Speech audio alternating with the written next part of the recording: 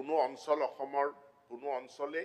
Degree প্ৰদান কৰা শিক্ষানুষ্ঠানৰ পৰা বঞ্চিত হৈ নাথাকে তেওঁলোকে সুবিধা লাভ কৰিব চৰকাৰৰ সম্পূৰ্ণ সহযোগিতা থাকিব ধন্যবাদ থ্যাংক ইউ মাননীয় সদস্য আপোনাৰ খুব সুন্দৰ ৰিপ্লাই পালে হয় উপাধ্যক্ষ মহোদয় মই এটা কথা কৈ শেষ কৰিম হয় মাননীয় মন্ত্ৰী মহোদয় কৈছে যে বজালিত এখন বিশ্ববিদ্যালয় দিছে নো ডাউট বজালি এটো এটা সময়ত বৰপেটাৰ অংগ আছিল আৰু বজালি আমাৰ শিক্ষা নগৰী ভাল জায়গা তাতে দিছে কিন্তু বজালি একেবাৰে আমাৰ ডিস্ট্ৰিক্টৰ বৰ্ডাৰ আছিল আৰু জিলাও যেহেতু বেলেগ হৈ গ'ল গতিকে সেই কথাটো মানে হেতুই যদি ভাবি থাকে যে দিছিল এটা সময়ত বজালিৰ পৰা বৰপেটা ডিস্ট্ৰিক্টৰ বৰ্ডাৰ 100 কিলোমিটাৰ উজিৰৰ সৰ সতলা এইবিলাক যদি আমি হিসাব কৰো এটো এটা একেবাৰে সাইড নলবাৰী কাষতে আছিল ঠিক আছে তাতে হৈ গৈছে জিলা যেহেতু বেলেগ হল পৰৱৰ্তী বৰপেটা বা গোৱালপাৰা ধুবুৰী কথা থেকে আশ্বাস দিছে যে কলেজ বিলাকত কিন্তু কলেজৰ নেকৰ যেটো ইনস্পেকশন হৈছে মাজত এটা সময় আছিল 20 জনকৈ শিক্ষকৰ পদ খালি থকাৰ কাৰণে এই সময়ত তেখেতসকলৰ পাৰফৰমেন্স বেয়া হোৱাৰ কাৰণে বহুত কলেজৰ নেকৰ ৰেজাল্ট বেয়া হল এই এটা ঘটনা হৈ গৈছে যেনক তথাপি বৰপেটাত আমাৰ নৱজ্যোতি বা Mandia MC college BS college Barnagar বহুত ভাল এইবিলাকৰ ৰেজাল্ট বা গোৱালপাৰা কলেজ ধুবুৰী কলেজ আছে অটোনমাস যদি দি বিশ্ব তাতে যদি পঢ়াৰ সুবিধা পায় আমাৰ ল'ৰা ছোৱালী যদি পিজি কোৰ্স থাকে তেনেকৈ যদি কৰে গতিকে ধুবুৰী গোৱালপাৰা আৰু বৰপেটা এটলিষ্ট তিনিটা ডিস্ট্ৰিক্টত তিনিটা অটোনমাস মানে কৰি কলেজক অতি সোনকালে কৰিব বুলি মই অনুৰোধ ৰাখি তেখেতে যেটো পজিটিভ ৰিপ্লাই দিছে মোৰ প্ৰস্তাৱ মই উঠাই লৈছো ধন্যবাদ যেহেতু মাননীয় সদস্য ডক্টৰ ৰফিকুল ইছলাম ডাঙৰীয়া সকলো প্ৰস্তাৱ প্ৰত্যাহাৰ কৰিছে গতিকে উক্ত প্ৰস্তাৱটো প্ৰত্যাহাৰ কৰা ঘটনাৰ সন্মতি আছেনে যিসকল সদস্যই সপক্ষে আছে কওক হয় যিসকল বিপক্ষে আছে কওক নহয় মই হোৱাৰ পক্ষে সংকল্প প্ৰস্তাৱ প্ৰত্যাহাৰ কৰা হ'ল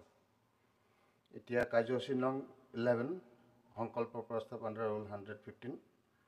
মাননীয় সদস্য আব্দুৰ ৰছিদ মণ্ডল ধন্যবাদ উপাধ্যক্ষ ডাঙৰীয়া ৰেজুলেশ্যনটো আছিল এনেকুৱা the services of the non-teaching staff of the venture educational institution in the state of Assam which were provincialized and allowed fixed pay shall be regularized with effect from the date of provincialization of the institution and all benefits shall be given as applicable to the state government employees of the corresponding rank. Sir,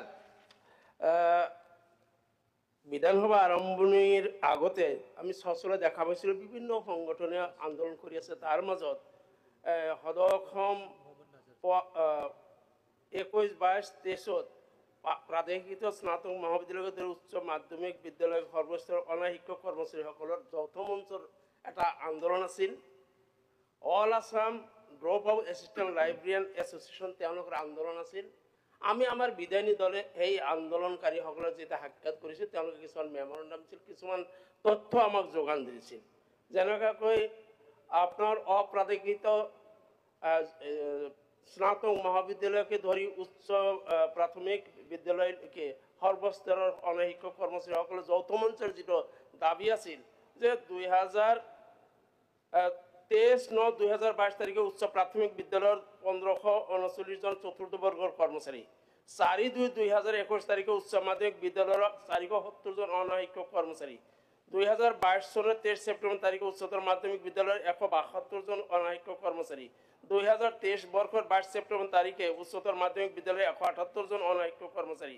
4/2/2021 তাৰিখে জ্যেষ্ঠ মাধ্যমিক বিদ্যালয়ৰ 828 জন অনাশিক্ষক কৰ্মচাৰী 4/2 এনেকৈ মই গাই নিদিওঁ 3888 জন অনাশিক্ষক কৰ্মচাৰী যিসকলৰ ইনষ্টিটিউচন প্ৰভিন্সিয়েলাইজ হ'ল তেওঁলোকৰ পোষ্ট প্ৰভিন্সিয়েলাইজ কৰা হ'ল কিন্তু তেওঁলোকক 1948 হেৰি যেটো মিনিমাম ৱেজ এক্টৰ অধীনত তেওঁলোক ফিক্সড পে দিয়া হ'ল যেটো কথা তেওঁলোকৰ আপত্তি এই ক্ষেত্ৰত মই লক্ষ্য কৰি চাইছো যে আমাৰ যেটো হেৰি আছিল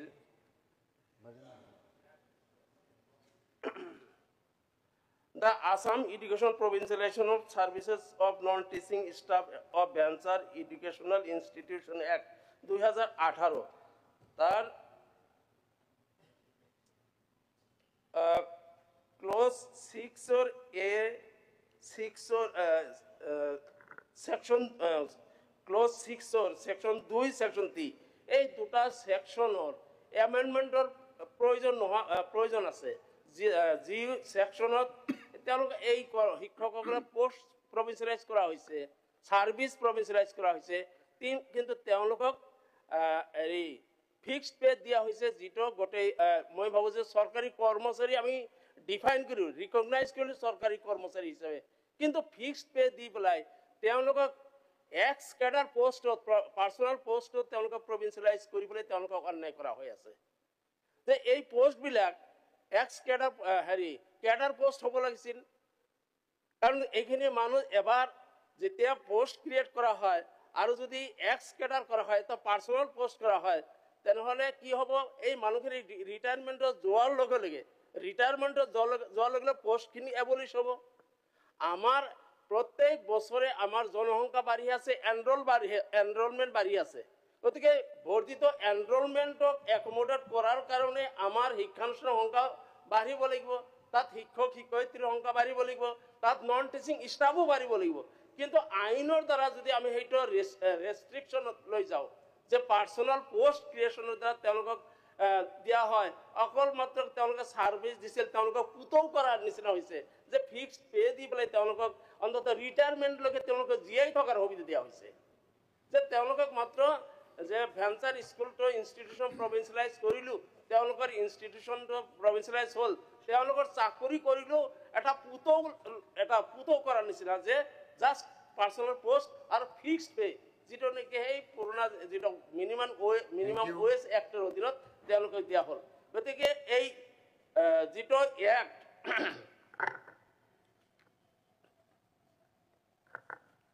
The Assam Education Provincial of Services of Non-Teaching Staff of Venture Education Institution Act 2018 তাৰ এমেণ্ডমেণ্ট বিচাৰিছোঁ ক্লজ 6 ছেকশ্যন 2 ছেকশ্যন 3 ইয়াৰ এমেণ্ডমেণ্ট কৰি পেলাই ইয়াতে এই পোষ্টবিলাক কেডাৰ পোষ্টৰ ব্যৱস্থা কৰা হওক, আৰু তেওঁলোকৰ যিটো ৰেংক অনুযায়ী যিটো চেলাৰী অন্যান্য গভৰ্ণমেণ্ট এমপ্লয়িজ যিটো চেলাৰী পায় সেই চেলাৰী ব্যৱস্থা কৰা হওক, তেওঁলোকে পেঞ্চন যিটো পেঞ্চনৰ ব্যৱস্থা আছে পেঞ্চন ব্যৱস্থা কৰক, আৰু কিছুমান এনেকুৱা এমপ্লয়ি নন টিচিং ষ্টাফে ঠিক প্ৰভিঞ্চিয়েলাইজেশ্যনৰ সময়ত তেওঁলোকে আইদাৰ ৰিটায়াৰ্ড কৰিছে নহ'লে সেইদিনাখনো মৰিছে, কিন্তু তেওঁলোকে এই এক্ট অনুযায়ী তেওঁলোকে কোনো ধৰণৰ বেনিফিট নাপায়। মুখ্যমন্ত্ৰী ডাঙৰীয়াই মোৰ মনত পৰে এবাৰ এইবিলাক ইনষ্টিটিউট প্ৰভিঞ্চিয়েলাইজেশ্যনৰ সময়ত এইসকলৰ ক্ষেত্ৰত আৰু ঘোষণা কৰিছিল যে তেওঁলোকক পেঞ্চন বা বেনিফিট দিয়া হ'ব। মই দাবী কৰিছোঁ যে এনেকুৱা প্ৰয়োজনীয় এমেণ্ডমেণ্টৰ দ্বাৰা এনেকুৱাকৈ ঠিক প্ৰভিঞ্চিয়েলাইজেশ্যনৰ সময়ত ৰিটায়াৰ্ড হোৱা বা মৃত্যুবৰণ কৰা মানুহখিনিক এটলিষ্ট 10 লাখ টকাৰ গ্ৰেচুইটিজ চেংচনৰ ব্যৱস্থা কৰিলে অন্ততঃ তেওঁলোকে ইমান দিনে আমাক দিয়া ছাৰ্ভিচৰ মাননীয় সদস্য, এতিয়া সময় 2টা বাজিছে, সদনৰ অনুমতি সাপেক্ষে কিছু সময় আমি এক্সটেণ্ড কৰি লৈছোঁ। কণ্টিনিউ কৰক। গতিকে মাননীয় মন্ত্ৰী মহোদয়, মই জানো তেখেতে যথেষ্ট কষ্ট সহনশীল ব্যক্তি। তেখেতে মন্ত্ৰী হোৱাৰ আগতে তেখেতো এটা দীঘলীয়া সংগ্ৰামী জীৱনৰ পৰা আহিছে, আৰু এনেকুৱা এটা বিভাগত আছে যে তেখেতে আটাইতকৈ বেছি সংগ্ৰাম ফেচ কৰিব লগা হৈছে নেকি, যে আটাইতকৈ বেছি তেওঁৰ বিভাগতে বিভিন্ন স্তৰৰ মানুহবিলাক সংগ্ৰাম তেখেতে ফেচ কৰি আহিছে। মেক্সিমাম মিটিং কৰা বুলি আমি গম পাওঁ যে তেখেতে অন্যান্য ইছ্যু আছে, মই মাত্ৰ এটা ইছ্যুহে আনিছোঁ, যে হায়েষ্ট ইছ্যু থকা ডিপাৰ্টমেণ্ট এডুকেশ্যন ডিপাৰ্টমেণ্ট, এই মানুহখিনিৰ ক্ষেত্ৰত ন্যায় কৰাৰ কাৰণে এই যিটো আইনৰ প্ৰয়োজনীয় সংশোধন ঘটাই যিটো মই ৰেজলিউশ্যন আনিছোঁ, মই নাজানো, মই এইটো বিশ্বাস কৰোঁ যে চৰকাৰে এই ৰেজলিউশ্যন গ্ৰহণ নকৰিব, তথাপিতো এই দাবী উত্থাপন কৰিছোঁ এই কাৰণে যে চৰকাৰৰ দৃষ্টিগোচৰ হওক, চৰকাৰে আইনৰ এমেণ্ডমেণ্টৰ কাৰণে যি প্ৰয়োজনীয় ব্যৱস্থা সেই ব্যৱস্থা গ্ৰহণ কৰিব বুলি দাবী উত্থাপন কৰি মোৰ বক্তব্য। ডক্টৰ আসিফ মহম্মদ নাজা। মাননীয় উপাধ্যক্ষ মহোদয়, আজি এই সদনৰ সদস্য বিধায়ক শ্ৰী আব্দুল ৰছিদ মণ্ডল ডাঙৰীয়াই যি সংকল্প প্ৰস্তাৱ আনিছে তাৰ সমৰ্থনত মই দুষাৰমান ক'ব বিচাৰিছোঁ। মাননীয় উপাধ্যক্ষ মহোদয়, এখন শিক্ষানুষ্ঠানৰ বাবে শিক্ষক শিক্ষয়িত্ৰীৰ লগতে সমান গুৰুত্ব পায় শিক্ষানুষ্ঠানৰ কৰ্মচাৰীসকলে। আমি সকলোৱে জানো যে এখন শিক্ষানুষ্ঠানৰ কাৰণে শিক্ষক শিক্ষয়িত্ৰীসকলে যদি ভালদৰে ল'ৰা ছোৱালীক নপঢ়ায় তেতিয়া সেইখন শিক্ষানুষ্ঠানৰ ল'ৰা ছোৱালী কেতিয়াও ভাল নহয়। সেই একেধৰণে যে চৰকাৰী কৰ্মচাৰী আছে, কেৰাণী আছে, চকীদাৰ আছে, তেখেতসকলে যদি ভালদৰে কাম নকৰে তেতিয়া সেই স্কুলখনৰ কেতিয়াও পৰিচালনা কমিটিৰ উন্নতি নহয় বা স্কুলখনৰ উন্নতি নহয়। আমি সকলোৱে জানো অধ্যক্ষ মহোদয় যে যি ধৰণে শিক্ষক শিক্ষয়িত্ৰীসকলক সমান মৰ্যাদা দিয়া হৈছে সেই একেধৰণে সদনে আমাৰ কৰ্মচাৰীসকলকো সমান মৰ্যাদা দিব বুলি চিন্তা কৰিবলৈ মই আশা ৰাখিলোঁ। মাননীয় উপাধ্যক্ষ মহোদয়, আমি জানো যে এখন ভাৰতীয় নাগৰিক হিচাপে সমান কামৰ বাবে সমান অধিকাৰ পোৱাটো প্ৰত্যেকজন নাগৰিকৰ মৌলিক অধিকাৰ। গতিকে তেনেস্থলত যিবোৰ কৰ্মচাৰী আছে তেখেতসকলে অপ্ৰাদেশিকৃত শিক্ষানুষ্ঠানৰ কৰ্মচাৰীসকলে যেতিয়া এখন স্কুল প্ৰাদেশিকৰণ হয় তেতিয়াৰ পৰা তেখেতসকলে এই চাকৰিবোৰ নোপোৱাৰ কাৰণে যিধৰণে বঞ্চিত হয় সেইটোৰ ওপৰত আমাৰ মন্ত্ৰী ডাঙৰীয়া অলপ চাব লাগে। কাৰণ এবাৰ এই চাকৰিয়ালসকলে নিজৰ ল'ৰা ছোৱালীৰ ভৱিষ্যতৰ কথা চিন্তা কৰিব নোৱাৰে, নিজৰ ঘৰত কোনো যদি বেমাৰ থাকে বেমাৰীৰ কথা চিন্তা কৰিব নোৱাৰে, নিজৰ ঘৰত ৰোগী থাকিলে ৰোগীৰ কথা চিন্তা কৰিব নোৱাৰে, নিজৰ ল'ৰা ছোৱালীৰ ভৱিষ্যতৰ কথা চিন্তা কৰিব নোৱাৰে। আমি এনেকুৱাও দেখিছোঁ যে বহু বছৰ ধৰি এই বিনা বেতনত বহুত কৰ্মচাৰীয়ে এতিয়ালৈকে খাটি আছে। তাৰপিছতো এনেকুৱা হৈছে যে তেওঁলোকৰ নতুন কোনো চাকৰিৰ কাৰণে এপ্লাই কৰিবলৈ বয়স নাই। গতিকে মই মাননীয় মন্ত্ৰী ডাঙৰীয়া এইটোৰ ওপৰত বিবেচনা কৰিবলৈ অনুৰোধ জনালোঁ। Honourable member Aminul Islam senior 1 মিনিটত ক'ব কথাখিনি কি ক'ব আছে উপাধ্যক্ষ মহোদয়, কৰিব নালাগে। এই বিষয়টো যিটো নন টিচিং ষ্টাফৰ কথাটো ইয়াত অনা হৈছে আৰু 2013 চনত যিবিলাক প্ৰাদেশিকৰণ হৈছিল সেই শিক্ষকসকলে তেতিয়া আইনমতে তেওঁলোকে ৰেগুলাৰ পে'মেণ্টটো পাই আছে আৰু নন টিচিং ষ্টাফেও তেওঁলোকে ৰেগুলাৰাইজ কৰা হৈছে তেওঁলোকৰ চাকৰি। কিন্তু 2018 চনৰ এক্টৰ পিছত যিখিনি টিচিং ষ্টাফ তেওঁলোকক অধিকাংশ টিউটৰ কৰি দিয়া হ'ল আৰু নন টিচিং ষ্টাফক তেওঁলোকক এটা ফিক্স চেলাৰী দিয়া হ'ল আৰু দেখা গ'ল তেওঁলোকৰ যিটো কোৱালিফিকেশ্যন তেওঁলোকৰ ক্ৰাইটেৰিয়া সম্পূৰ্ণ ঠিকে আছে, কিন্তু তেওঁলোকক অন্যান্য বিভাগৰ কৰ্মচাৰীৰ সমান তেওঁলোকক মৰ্যাদাটো দিয়া হোৱা নাই। এই ক্ষেত্ৰত আমি গম পাইছিলোঁ কালিও যে আমাৰ শিক্ষামন্ত্ৰী মহোদয়ে এইবাৰ আকৌ কিবা এমেণ্ডমেণ্ট আনিব বুলি কৈছিলে। আমিও বহুদিন ধৰি এইটো অপেক্ষা কৰি আছিলোঁ যে 2018 এক্টৰ যদি এমেণ্ডমেণ্ট আনে ইয়াত বহুত টিচিং এণ্ড নন টিচিং দুইটা ছেকশ্যনতেই এমেণ্ডমেণ্ট অলপ আনিব লাগিব। কাৰণ টিচাৰসকলৰ আমি দেখিছোঁ যে অসমত কেইবাশ আছে যিসকলৰ টেট আৰু আদাৰ যি তেওঁলোকৰ প্ৰফেচনেল কোৱালিফিকেশ্যন গোটেইখিনিয়ে সম্পূৰ্ণ ঠিক আছে, কিন্তু তেওঁলোক এতিয়ালৈকে ৰেগুলাৰাইজ হোৱা নাই, তেওঁলোকৰ টিউটৰ বনাই ৰখা হৈছে। আৰু নন টিচিং ষ্টাফে বহুতে কিন্তু এতিয়ালৈকে এই আইনৰ আওতাত পৰা নাই। কিন্তু দুৰ্ভাগ্যৰ কথাটো হ'ল 2013 যিবিলাক প্ৰভিঞ্চিয়েল হৈছিল আৰু 2021 হৈছিল একেই ক্ৰাইটেৰিয়াৰ একে কেটেগৰীৰ স্কুলবিলাক ভেঞ্চাৰ একে সময়তেই কৰা, তেওঁলোক একে নিয়মত ৰিকগনাইজ হোৱা, তেওঁলোকৰ কোৱালিফিকেশ্যন গোটেইখিনি ছেইম, কিন্তু তেওঁলোক হৈ গ'ল ৰেগুলাৰ, তেওঁলোক হৈ গ'ল টিউটৰ আৰু তেওঁলোক হৈ গ'ল ৰেগুলাৰ যিখিনি নন টিচিং ষ্টাফ আৰু বাকী পিছৰখিনি নহ'ল। এই কথাটো কিন্তু বহুত তেওঁলোকে ঘূৰি থাকে, বিভিন্নজনক কয়, আন্দোলন কৰি থাকে, কিন্তু এই যে বৈষম্যটো হৈ গ'ল এইটো আমি ভাবোঁ যে যদি শিক্ষামন্ত্ৰী মহোদয়ে কৈছে যে এবাৰ এমেণ্ডমেণ্টটো আনিব, এবাৰ যদি এমেণ্ডমেণ্ট আনি এই সমস্যাটো চিৰতৰে সমাধান কৰি দিয়ক। ইয়াৰ পিছত যাতে অসম বিধানসভাৰ মজিয়াত এই বিষয়টো আৰু উত্থাপন কৰিব লগা নহয়, এই কথাটো মই ভাবোঁ যে অধ্যক্ষ মহোদয়, আমাৰ সচিব মণ্ডল ডাঙৰীয়াৰ প্ৰস্তাৱটোক মই সমৰ্থন জনাই ক'ব বিচাৰিছোঁ যে 2021 চনৰ 5 ফেব্ৰুৱাৰীৰ পৰা আগৰ আইনখন মতে তেওঁলোকে ফিক্স পেড চাকৰি কৰি আছে। টোটেল ছাৰ কলেজ আছে 297, হায়াৰ ছেকেণ্ডেৰী স্কুল 172, হাইস্কুল 1281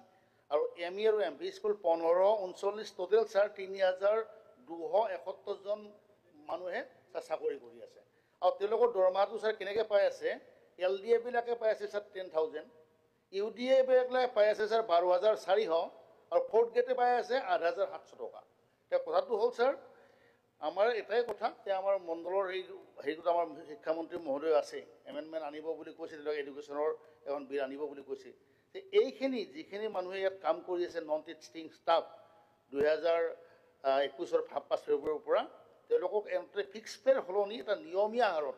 অন্যান্য কৰ্মচাৰী লেখীয়াকৈ ছাৰ দৰমহাটো ব্যৱস্থা কৰি দিলে পৰিয়ালখিনি উপকৃত হ'ব। নহ'লে ছাৰ 10 বছৰ আগৰ পৰা 12 বছৰ আগৰ পৰা চাকৰি কৰি আছে, তেওঁলোকৰ পৰিয়াল চলাত দুৰ্বিহ অৱস্থা হৈ পৰিছে ছাৰ। ধন্যবাদ। কমলাক্ষদেৱ প্ৰকাশ এটা ৰাজ্যৰ আটাইতকৈ ইম্পৰ্টেণ্ট ডিপাৰ্টমেণ্ট হৈছে এডুকেশ্যন ডিপাৰ্টমেণ্ট। আৰু ছাৰ খালি ডেভেলপমেণ্ট মিনছ ৰাস্তা ঘাট নহয়, এডুকেশ্যন ছিষ্টেমটোৰ ওপৰত ডেভেলপমেণ্ট বেছ কৰে। আৰু আমাৰ মানসিকতাটো কেনেকুৱা এডুকেশ্যনৰ ওপৰত বেছ কৰে। এইটো কাৰণে ইতিমধ্যে আমি দেখা পালোঁ যে আমাৰ ৰাজ্যৰ এডুকেশ্যন ছিষ্টেমত আমূল এটা পৰিৱৰ্তন হৈছে। আৰু ইতিমধ্যে আমি দেখা পালোঁ, আমি ধন্যবাদ জনাইছোঁ অসম কেবিনেটত যে ছাব কমিটি বনোৱা হৈছে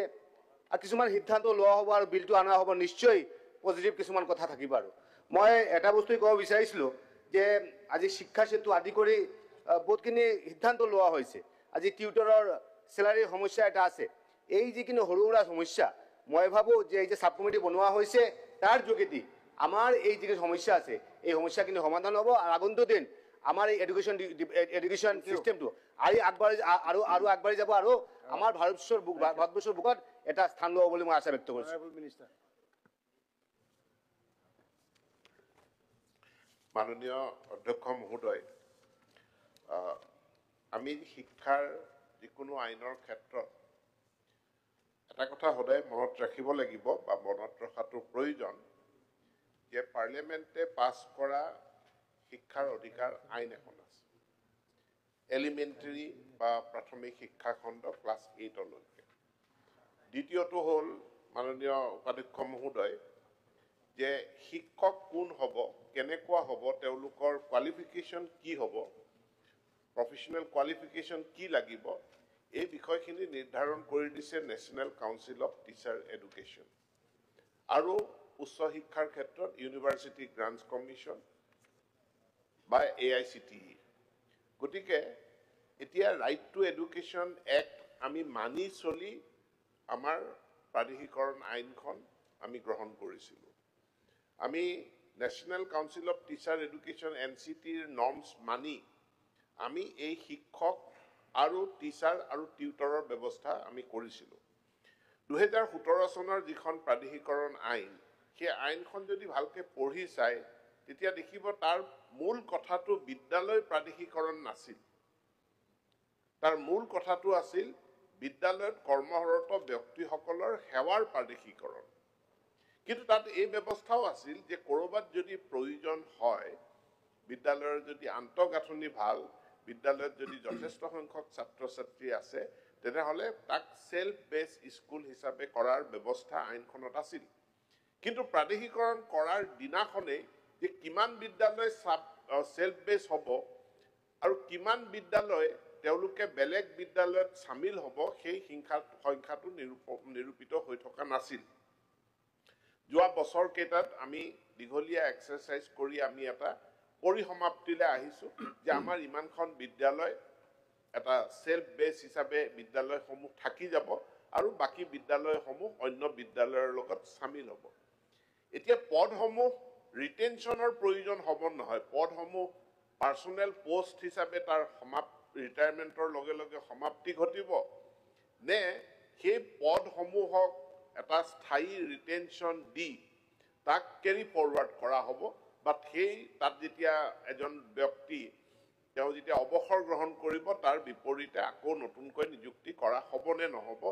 এই সিদ্ধান্তটো ল'বৰ কাৰণে প্ৰথম আমাক এই তথ্যটো দৰকাৰ যে কিমানখন বিদ্যালয় ছেল্ফ বেছ হ'ল আৰু কিমানখন বিদ্যালয় বেলেগ বিদ্যালয়ৰ লগত চামিলকৰণ কৰা হ'ল। এই ডাটাখিনিৰ ক্ষেত্ৰত আমি এটা সমাপ্তিলৈ আহিছোঁ আৰু এটা সিদ্ধান্ত ল'ব পৰা পৰ্যায়ত আমি উপনীত হৈছোঁ। উপযুক্ত সময়ত আমি নিশ্চিতভাৱে সিদ্ধান্ত আমি গ্ৰহণ কৰিম। 2021 চনৰ আইনখনৰ যিসকল আওতাৰ ভিতৰলৈ নাহিল, কিন্তু তেওঁলোকে ভাবে যে তেওঁলোকৰ যুক্তিযুক্ততা আছে, এনে বহু সংগঠন ব্যক্তিৰ আবেদন নিবেদন আমি যোৱা সময়খিনিত আমি পাইছোঁ। আৰু এই পোৱা আবেদন নিবেদনখিনিৰ ভিত্তিত কেবিনেটে এখন উপসমিতি গঠন কৰি দিছে যে এই নিবেদনখিনি পৰীক্ষা কৰা আৰু কোনো সংশোধনীৰ প্ৰয়োজনীয়তা আছে নেকি এইটো বিবেচনা কৰাৰ কাৰণে যোৱাকালিও কেবিনেট উপসমিতি য'ত আমাৰ মাননীয় মন্ত্ৰী কেশৱ মহন্ত ডাঙৰীয়া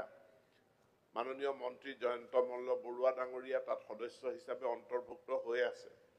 যোৱাকালিও কেবিনেট উপসমিতিয়ে তন্নকৈ দফাকৈ আমি বস্তুবিলাক পৰ্যালোচনা কৰি চাইছোঁ আৰু মই আশা ৰাখোঁ যে কেবিনেট উপসমিতিয়ে খুব সোনকালে এটা ৰিপৰ্ট দিব মাননীয় বিধায়কসকলক মই আশ্বস্ত হ'বলৈ অনুৰোধ জনাইছোঁ যিহেতু এখন কেবিনেট উপসমিতিয়ে এই বিষয়সমূহ পৰীক্ষা কৰি আছে তেনে আমি কেবিনেট উপসমিতিৰ কি প্ৰতিবেদন দিয়ে কি সিদ্ধান্তত উপনীত হয় আজি মই মন্ত্ৰী হিচাপেও একো মন্তব্য নিদিওঁ কাৰণ এতিয়া যেহেতু এখন কেবিনেট মোৰ ওপৰত এখন কেবিনেট সাব কমিটি আছে গতিকে কেবিনেট সাব কমিটিৰ প্ৰতিবেদনলৈকে অপেক্ষা কৰিবলৈ মই মাননীয় বিধায়কসকলক মই অনুৰোধ জনাইছোঁ আৰু সকলো সমস্যা নীতিৰ আধাৰত প্ৰচলিত ব্যৱস্থাৰ আধাৰত আৰু যি কেন্দ্ৰীয় আমাৰ আইন আছে ৰাইট টু এডুকেশ্যন এক্ট আৰু national council of teacher education act যি আছে তাৰ আধাৰতে আমাৰ ব্যৱস্থাখিনি আমি গঢ়ি তুলিম ধন্যবাদ থেংক ইউ স্যাৰ স্যাৰ মাননীয় সদস্য আপোনাৰ সংকল্প প্ৰস্তাৱটো প্ৰত্যাহাৰ কৰিবনে উপাধ্যক্ষ মহোদয় এটা ক্লিয়াৰিফিকেশ্যন এটা সাজেশন আছে এটা অনুৰোধ আছে মন্ত্ৰী ডাঙৰীয়া সাব কমিটিৰ কেবিনেট কমেণ্ট দিব নোৱাৰে কেবিনেট সাব কমিটি যে গঠন কৰিছে যেহেতু বিধানসভাত কথাটো আলোচনা হৈছে যিসমূহ বিধানসভা সমষ্টিত এনেকুৱা বিদ্যালয় মহাবিদ্যালয়ৰ ওপৰত কথা বাৰ্তাবোৰ চলি আছে মই মন্ত্ৰী ডাঙৰীয়াক অনুৰোধ জনাম কেবিনেট সাব কমিটিয়ে সেই বিধায়কসকল যিসকল বিধায়কৰ এলেকাত আছে বিদ্যালয়সমূহ এবাৰ তেখেতসকলৰ লগত আলোচনা কৰিব লাগে স্যাৰ এটা কথা মন্ত্ৰী মহোদয়ে ভাল কথা কৈছে কেবিনেট উপসমিতি হৈছে আৰু চালিজাৰি চাই আছে তেখেতে কৈছে যে RT এক্ট হিচাপে কামখিনি গৈ আছে কিন্তু থাৰ্ড গ্ৰেড ফ'ৰ্থ গ্ৰেডৰ ক্ষেত্ৰত যি 2021 চনত যিসকলক প্ৰভিঞ্চিয়েলাইজ কৰিলে LPMৰ পৰা কলেজলৈকে লাইব্ৰেৰিয়ান বা থাৰ্ড গ্ৰেড ফ'ৰ্থ গ্ৰেড কোনো কোৱালিফিকেশ্যনৰ বাৰ নাই গতিকে এইসকলকতো ৰেগুলাৰ কৰিব পাৰে বাকী 2013ত যেনেকুৱা আপোনাৰ ৰেগুলাৰ কৰিছিল RT এক্ট অহাৰ পিছতো 13ত যেনেকুৱা কৰিছিল 21তো যেনেকুৱা কৰিব পাৰে গতিকে কেবিনেট সাব কমিটি যাতে এই কথা বাৰ্তাবিলাক ধ্যানত ৰাখি এইখিনি এমেণ্ড কৰে এইখিনি এটা আপোনাৰ সংকল্প প্ৰস্তাৱটো প্ৰত্যাহাৰ কৰিবনে জানি সুখী হ'লো মাননীয় মন্ত্ৰী মহোদয়ৰ বক্তব্যৰ পৰা যে কেবিনেট সাব কমিটি এই গোটেই ইস্যুবিলাক আইনৰ সংশোধনীৰ প্ৰয়োজনীয়তা আছে নে নাই ইস্যু যিবিলাক আছে এই গোটেইখিনি কথা তন্নকৈ আলোচনা হৈ আছে গতিকে মাননীয় আজি উপাধ্যক্ষ ডাঙৰীয়া আপোনাৰ যে মাননীয় মন্ত্ৰী মহোদয়ক মই আজি অনুৰোধ কৰিব বিচাৰিছোঁ যাতে কেবিনেট সাব কমিটিৰ আজি আলোচনা হোৱা কথাকেইটা তাতে আমাৰ হৈ আপুনি যাতে দাঙি ধৰে তাৰ মূল কথা হৈছে যে The Assam Educational Provincialization of Services of Non-Teaching Staff of Answer Education Institution Act 2018 clause 6 section 2 section 3 ইয়াৰ এমেণ্ডমেণ্টৰ প্ৰয়োজনীয়তা আছে বুলি মই অনুভৱ কৰিছোঁ যি এমেণ্ডমেণ্টৰ দ্বাৰা যিটো পাৰ্চনেল পোষ্ট ক্ৰিয়েশ্যনৰ কথাটো নাকচ কৰি এইটো কেডাৰ পোষ্ট ক্ৰিয়েশ্যনৰ কথাটো হ'লে ভাল হয় আৰু যিটো ফিক্সড পেৰ যিটো কথা কোৱা হৈছে ফিক্সড পে নহয় তেওঁলোকৰ গভৰ্ণমেণ্ট এমপ্লয়ী হিচাপে যিহেতু ৰিকগনাইজ কৰা হৈছে যে গভৰ্ণমেণ্ট এমপ্লয়ী হিচাপে ৰিকগনাইজ কৰাৰ পিছত যি ৰেংকত যিটো চেলাৰী আহে সেইমতে তেওঁলোকক ৰেগুলাইজ কৰিব লাগে বুলি এইটো মই দাবী কৰিছোঁ নেক্সট হৈছে এই অনাশিক্ষক যিবিলাক আছে 3488 জন যিটো অনাশিক্ষক কৰ্মচাৰী আৰু 19 জন এছিষ্টেণ্ট লাইব্ৰেৰিয়ান মই এই দুটা কপি আপোনালৈ মই পঠিয়াই দিলে হয়তো কপি আছে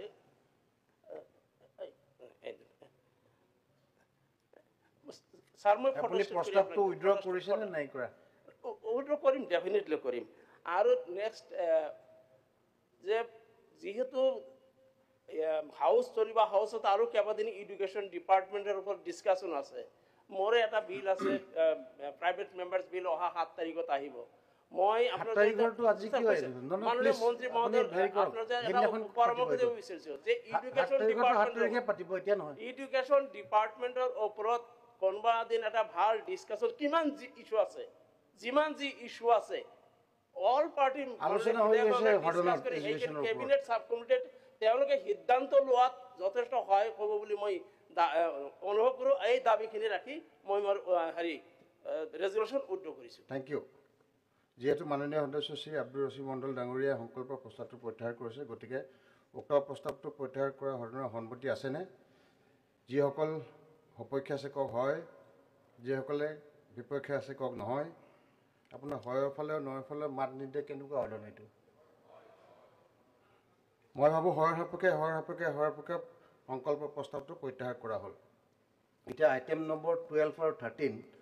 আমি পৰৱৰ্তী সময়ত আলোচনা কৰিম। সদন 5-3-2025 তাৰিখৰ পুৱা 9:30 বজালৈ স্থগিত ৰখাম।